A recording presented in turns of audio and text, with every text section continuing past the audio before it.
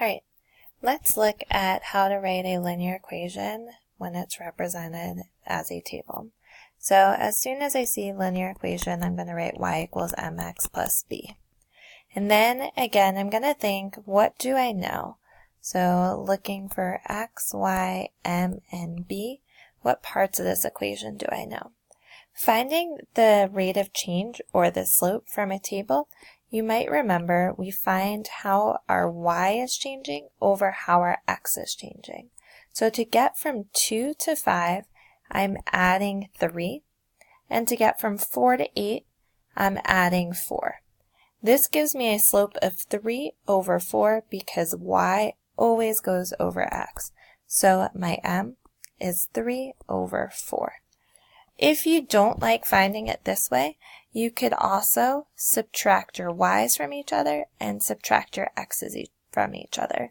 So this could either be 2 minus 5 over 4 minus 8, or that's the same as saying 5 minus 2 over 8 minus 4. These will all get you to the same slope, which is 3 over 4. Back to this. To figure out my x and y, I can choose any of these 3 coordinates that were provided for me. I prefer using easier numbers, so I'm going to say that x is 4 and y is 2.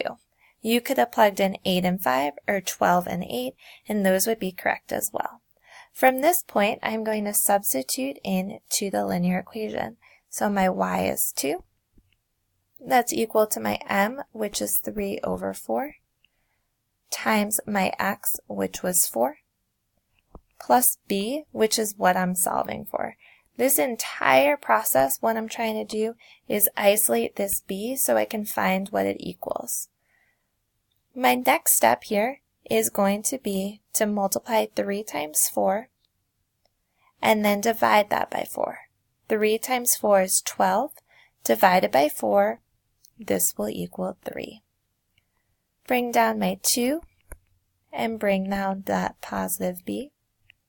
From here, I'm one step away from solving for b. I will subtract 3 and subtract 3. So I have 2 minus 3, which gives me a negative 1 because that 3 is larger and negative, and that equals b. Now I will just substitute into y equals blank x plus blank, where my m was 3/4, and that's what multiplies x, and my b is what I just solved for, and that's negative 1. If you wanted this process done a little bit slower, I've done that in other video where you're finding the equation of a line given the slope and a point. I actually use the same exact points, so you'll be able to look at this in a similar way.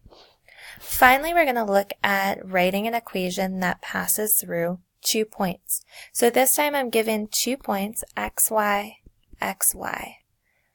Instead of finding the slope from a table, I'm going to use the slope formula, which is y minus y over x minus x. This is going to allow me to find m, and I already can choose one of these for x and y. So I just have to find m, and then I'm right back where I started.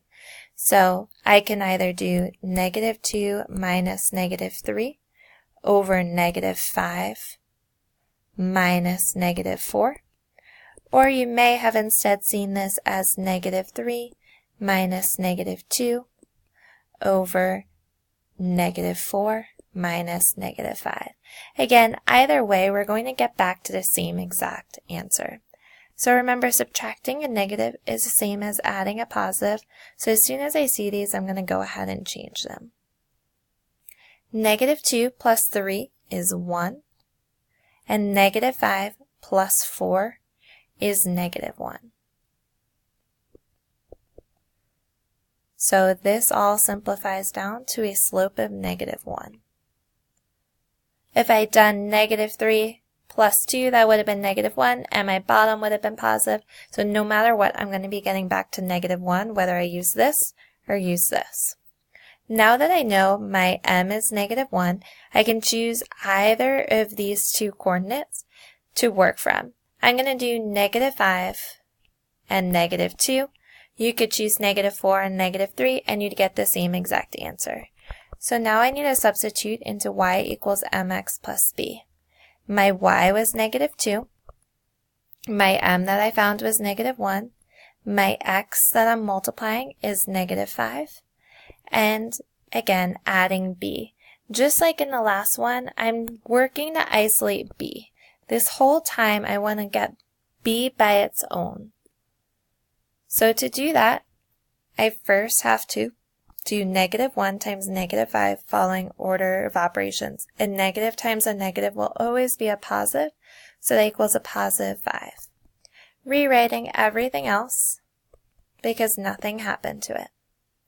From here, I want to move the 5 to the other side, keeping this equation balanced, so I will subtract 5 from this side, making this become 0. If I subtract 5 from this side, I have to subtract it from the other. So now I have negative 2 minus negative 5. If I think about a number line, I'm at negative 2 and I'm subtracting 5 from it, so it's getting more negative. That means I'm going to add these together and make it negative. Negative 2 plus negative 5, that's negative 7, and that will equal b. From here, I just plug into y equals blank x plus blank. My b is negative 7, and my m I found earlier was negative 1. And I am done.